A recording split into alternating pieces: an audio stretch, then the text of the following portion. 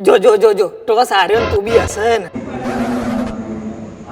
કોઈ માણસ ટોસ હારા ને હશે લે આ ફિક્સ જ છે બધું પહેલા તો ના જો ને ભાઈ તું જા ચાલ. અરે ના જો અરે તને સમજાવું પણ હું તને શું કહું છું આરસીબી કયા નંબરે છેલ્લી એમાં કોણ છે કોહલી અને એના ઉપરના નંબરે કઈ મુંબઈ હા એમાં કોણ છે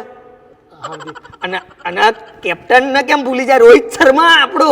ઇન્ડિયન ટીમ ડિક્લેર ના થઈ એમાં જો કોહલી રોહિત શર્મા અને હાર્દિક પંડ્યા 21 તારીખે હમણાં આપણી ફ્લાઇટ જવાની છે ઇન્ટરનેશનલ માટે અને 26 તારીખે આની ફાઇનલ તો જો મુંબઈને ઉપર રાખે જો દર વખતની જેમ ઉપર રાખે શું થાય એના માટે ફ્લાઇટ અલગથી કરાવવી પડે 2 જણ માટે આપણો પ્રસંગમાં શું હોય કે જો આગલા દાડ તું જમણવાર રાખે તો તારે 3 વાર ના જમણવા પડે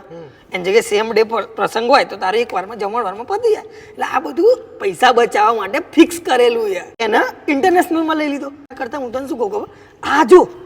એ હાલશે શોટ હમણાં જોજો 6